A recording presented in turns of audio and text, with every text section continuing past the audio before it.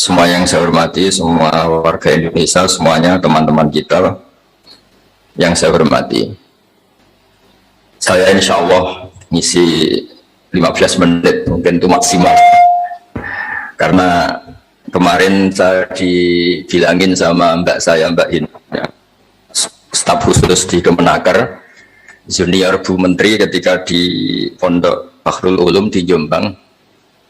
Saya tidak akan memberi nasihat banyak, tapi saya punya filosofi tentang ketenaga kerjaan. Tadi sudah disebut bahwa nilai kerja itu ibadah. Agama manapun pasti setuju kalau orang mendapat rezeki atau mendapat kebutuhannya lewat jalan yang halal.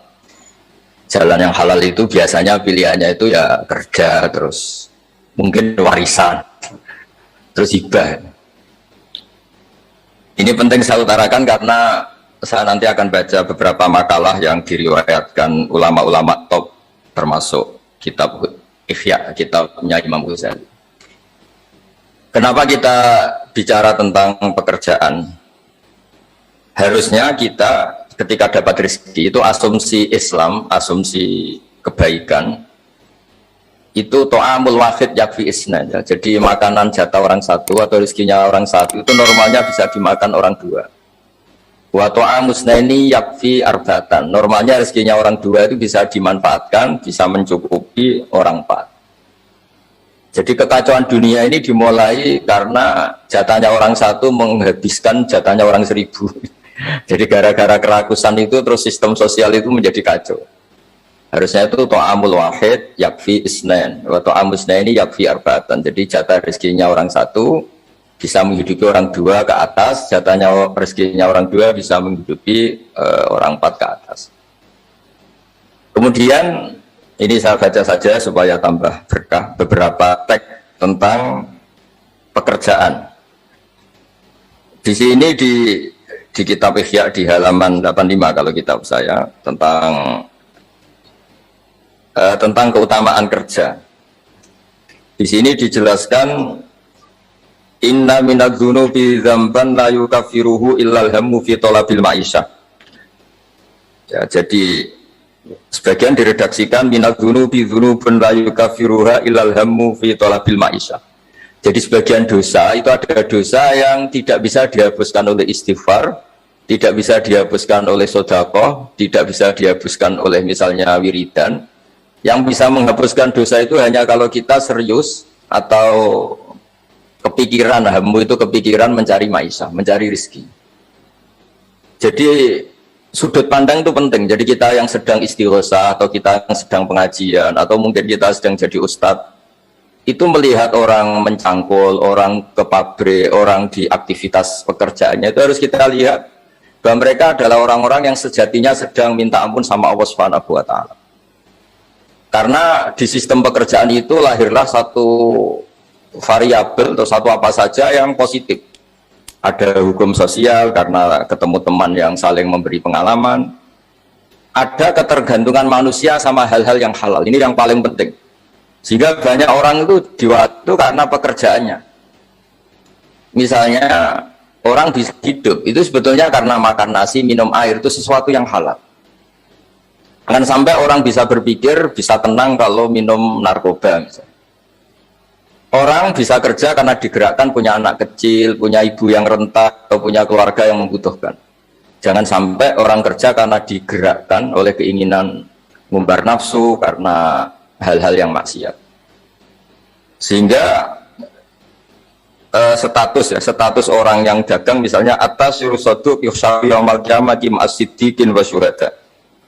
Orang yang dagang kemudian dia benar, dia jujur, itu nanti makomnya, kelas dia itu bersama para orang-orang yang meninggal syahid, misalnya pahlawan-pahlawan kita dulu.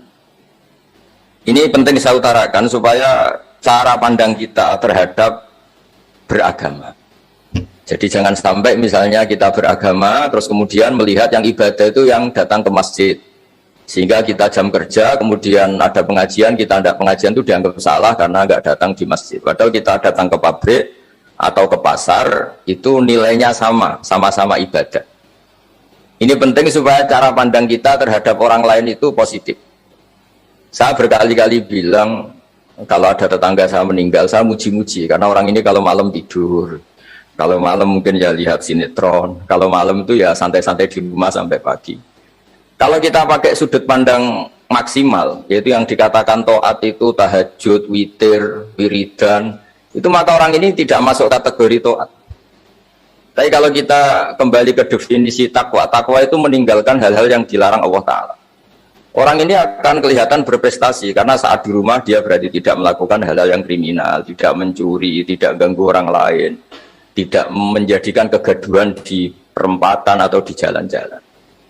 Sehingga agama ini juga harus mengapresiasi tarkul ma'asi, bahwa orang yang tidak punya aktivitas di rumah, itu banyak yang dilakukan sebetulnya, yaitu kebaikan masif, kebaikan bersama, karena orang ini tidak melakukan hal-hal yang merugikan orang lain. Sehingga saya berkali-kali bilang kalau saya jadi kiai atau jadi orang baik, itu kalau ada orang yang dermawan, ngasih sesuatu ke kita, ya kita senang karena kebaikan itu diapresiasi. Misalnya ada apa tadi, Bu Menteri cerita Kemenaker dapat apresiasi, dapat penghargaan, ya kita senang karena itu rezeki, karena itu penghormatan. Tapi andaikan tidak, itu juga senang.